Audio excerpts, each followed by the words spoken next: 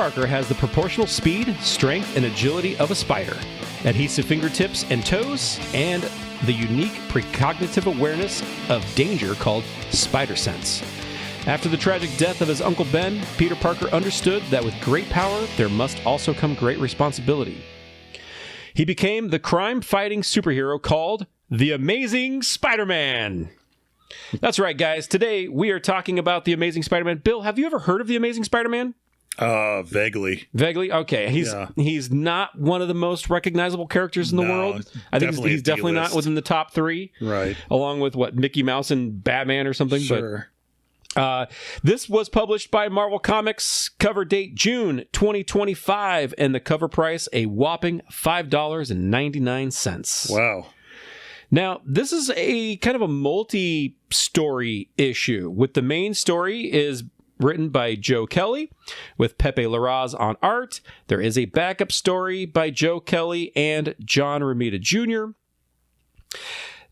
There have been a vast number of comics published featuring Spider-Man. Even the legacy numbering here is 965, and this is technically Volume 7. Wow. Okay. Before we get into this, let's real quick introduce ourselves, because we haven't done that yet. Right. Welcome to the Number One Comics Podcast. I'm your host, Jonah Hardenbrook. With me is Bill. How's it going? We are the only podcast dedicated to the review and discussion of first issues. And as indicated from that lengthy intro, we're talking about the Amazing Spider-Man number 1. Not the original Amazing Spider-Man number 1. In fact, in terms of legacy numbering, this issue is 965. That's crazy. Of Amazing Spider-Man. That is bananas to me. Yeah. And this, I believe, is technically Volume 7 of Amazing Spider-Man. I think I'd mentioned that, so that we're going to be talking about today.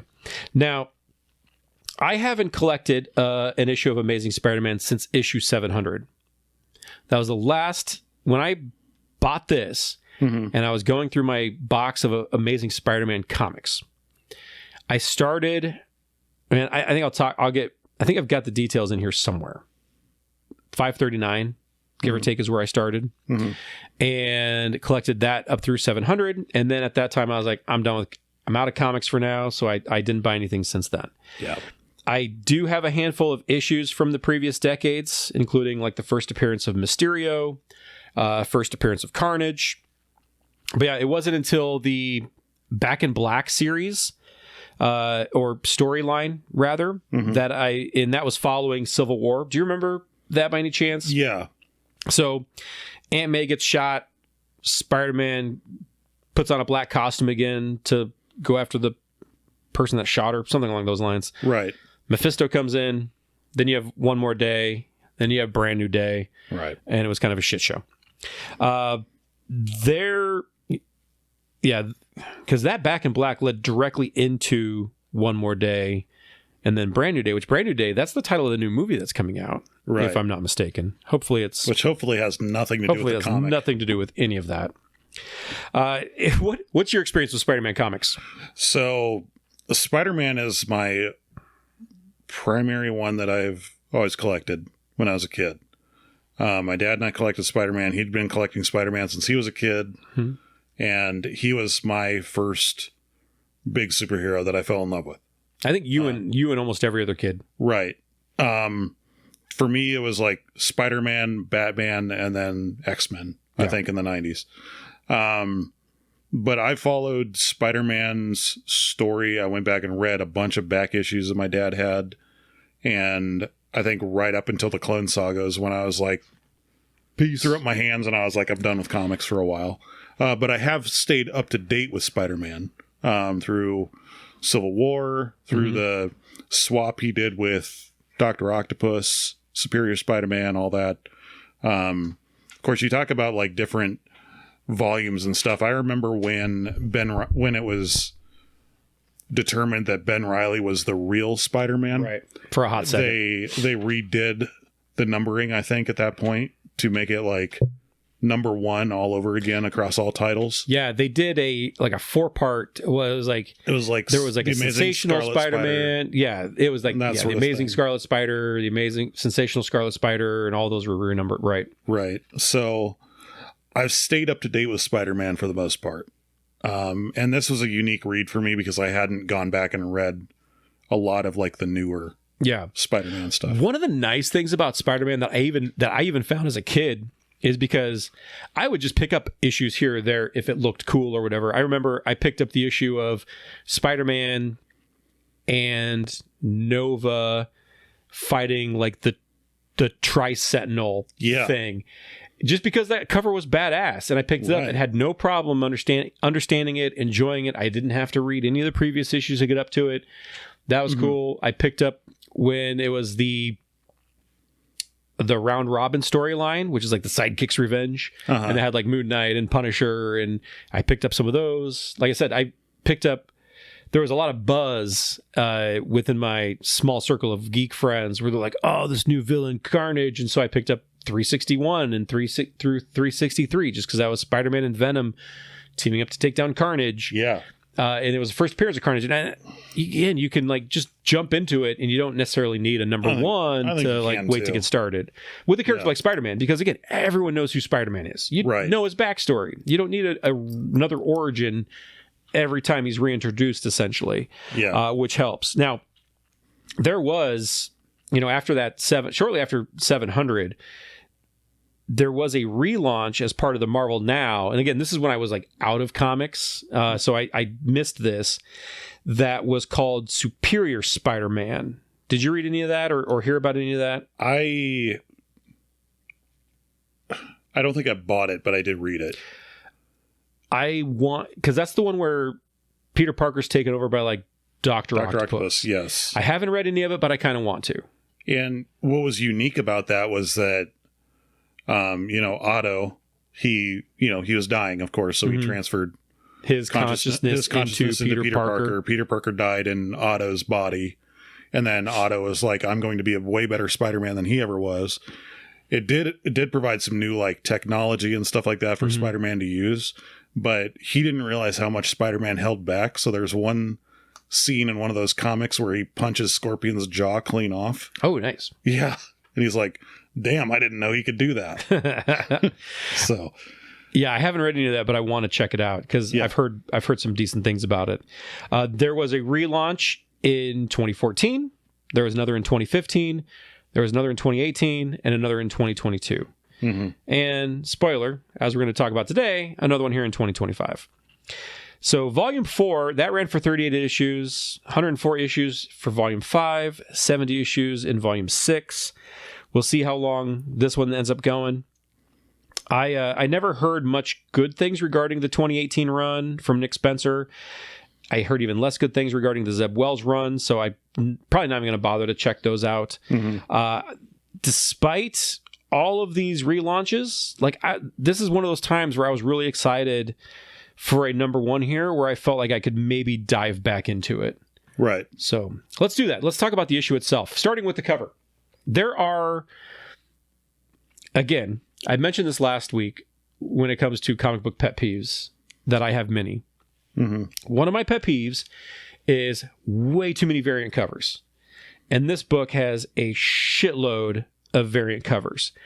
When I went to buy this issue, my comic shop did not get this cover in, so I had to get one of the variant covers, which is just kind of like Spider-Man. I really wanted this cover. So I've paid $12 for this fucking comic just so I could have two different covers. And that's not something I would usually ever do. Right. But I really liked this cover in particular when I saw it advertised.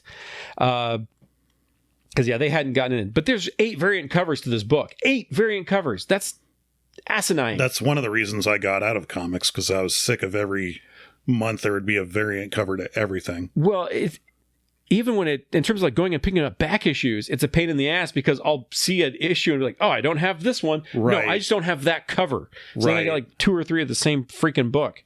Anyway, I did nab this cover from a different shop because my local LCS did not get this particular cover in. I love this cover though. It features Spider-Man. He's swinging away from an army of his rogues. This includes Sandman, Rhino, Black Cat, Lizard, Shocker, Kraven, Doc Ock, Mysterio, and more. This cover is by Pepe Larraz and Marte Garcia, and it is fantastic. I love this cover. Yeah, definitely. Now, let's talk about the issue itself. We're going to open this issue up, and in this, we open with Peter Parker at a job interview. While it starts out well enough, it quickly dissolves into Peter Parker being run out of the office by a volley of expletives. This is followed by several other job interviews. None are going any better. One interview follows a battle in which Peter Parker won a nifty manhole cover-shaped bruise to his face. 15 disastrous job interviews later, Peter Parker is helping his Aunt May hang a picture. She invites him to stay for dinner with volunteers from the Feast food pantry that she works with. They're also going to be watching The Real Housewives of Nova Scotia. I'm sure that's exciting. Peter suddenly gets a call with a job offer as a supervising engineer of cooperative disciplines at Rand Enterprises. Now, coincidentally, I minored in cooperative disciplines in college. I don't know if you knew that. The offer came with an internal recommendation from a middle school friend, Brian Naring. This is not a name that May fondly remembers. Now, it could be worse, May. It could be Skip Westcott. Do you know that name, Skip Westcott? No. And you'll probably never hear that name again. Skip Westcott was a teenage neighbor of Peter's that had inappropriately touched Peter when he was a kid. Oh. This was referenced in Spider-Man Power Pack number 1. And the name of Skip Westcott or that case of molestation was never, ever referenced again that I know of. Like, it's been completely, like... Just unspoken of ever since. Erased from comic history. 100%. Yep. Anyway, the next day, Parker arrives at the new office to catch up with Brian and start his new job. It's been 15 years since they've spoken, but they were tight as kids. They were part of a group called the Freaktastic Four, self-named, I presume. As Brian is showing Peter around and he's about to introduce him to the boss, there's some commotion outside, and this catches Peter's attention. It's the Rhino. He's running amok through the city streets. Now, Spider-Man quickly swings into action, lamenting that he really wanted that job. Spidey blasts Rhino in the face with his webbing as he lists off the Rhino's most admirable qualities. Impeccable timing, however, is not one of those. The battle with the Rhino involves some kicking, dodging, and pile driving a delivery truck right onto the villain's head. It slows the Rhino down, but it doesn't put him down. However, a heart attack does that. The Rhino falls onto his back, and Spidey quickly switches to rescue mode and starts delivering CPR chest impressions. Or compressions. We cut to Kingsley Tower. This is where we learn that the Rhino had survived thanks to Spider-Man's life-saving efforts. We also learn of a larger conspiracy perpetrated by Roderick Kingsley, aka the Hobgoblin. There's also a mysterious third party that's present, and they're hiding in the shadows. We then cut to Parker out on the town with a few friends. This includes Randy, Bree, and Shay is a love interest of Parker's. Parker reveals he surprisingly still has a job after Brian told the boss about his ulcerative colitis. Randy notes that people he's been working with as a social worker over in East Harlem, they haven't been acting like themselves lately.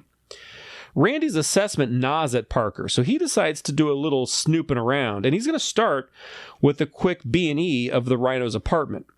Once inside, Parker uses his spider light, which I really liked, his little belt buckle spider light, to illuminate the apartment.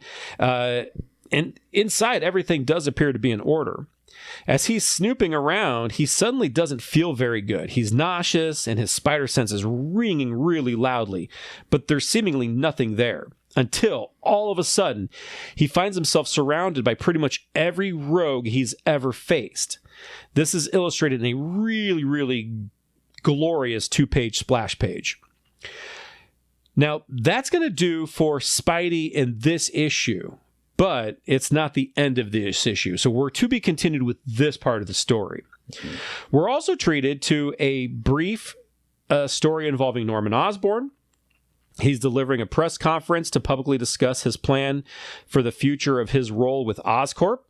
The press conference is abruptly interrupted by a cybernetically augmented assassin who's trying to take Norman down. Osborn fights back, taking down the would-be attacker. He then reveals that he was going to resign, but now he sees that he has a responsibility to make amends for his past, and he makes a pledge to atone for the sins of his past. That's the new mission of Oscorp. We're also treated to a third mini-story, which is the reveal of a new threat, a character that looks like DC's Ares, and he is called Hellgate. So all of that is most definitely to be continued. Bill, what are your thoughts? Well, as a longtime Spider-Man fan, I really like this one. I think it's the art style is really good. It's kind of new to me. You know, I'm used to other artists working on Spider-Man, but it's still eye-catching. I like it. The double cover is great. Splash pages are great on there. I always love seeing that. Pepe Larraz's art. So I think he's a relatively new artist, and he is probably my favorite Spider-Man artist of all time at this point. I mean, like, there's Bagley, there's a lot of other really, really good ones, but he is just over what I've read of his, even beyond this, he's so good. So good. The compassion he shows for Rhino, I've always liked that about Spider-Man. Yeah. He's not just a guy that swoops in, punches it till they're down, and swings away without any consequences. He's like, I don't want you to die. That's not my purpose here. I'm not here. I'm not the Punisher. Right. You know, so it's kind of unique seeing him like he had a heart attack. I'm going to give him CPR now. Yeah. Which is kind of cool. So I like seeing that. Yeah. I mean, this is, like I said, haven't read a Spider-Man comic in years. So let me ask you about that. You haven't read a Spider-Man comic in a long time. How did you feel about this catching you up on the going-ons within Peter's life? Did you feel lost? Did you feel left behind? I really didn't. It kind of seems like they're going back to the roots of Spider-Man's past, but he's all grown up. He's out of high school, that sort of thing. So it's kind of nice. Like they showcase the infamous Parker luck in this quite well. You know, he's like on all these job interviews, finally like gets one, he thinks, oh, this could be good for me. And then Rhino's rampaging through the city. It's like, shit, now I gotta, you know, I'm going to end up working pizza delivery or something. Yeah, I think this did a really good job. So, you know, after having not read a Spider-Man comic for a long time, I was really looking forward to this as a jumping on point. Yeah. And it did not disappoint from that standpoint. I felt caught up real quickly. His job, his family, his friends, his current relationship situation. One of the things about Spider-Man that I think Marvel can get away with is how easy it is to de-age him without de-aging him. Right. Meaning a writer can come in and be like, oh no, this Peter Parker is more immature, younger. He's not a husband and a father. He's a lot more of like a 14-year-old grown man. And you can do it really easily with that character, I think, without a lot of backlash. And they've done it easy enough, too, with like the animated series they've done of Spider-Man. The 90s animated series, he was kind of like grown up in college, that kind of thing. The newer ones they did, you know, like Ultimate Spider-Man, that sort of thing. He's like back in high school, you know. I mean, that's always worked for me, for Spider-Man. Like, you can take him at any point in his life, and it's still a good book. 100%. Yeah. Just like we talked about with the Untold Tales of Spider-Man. Yes. Where he kind of flashes back to his early days and how well that worked.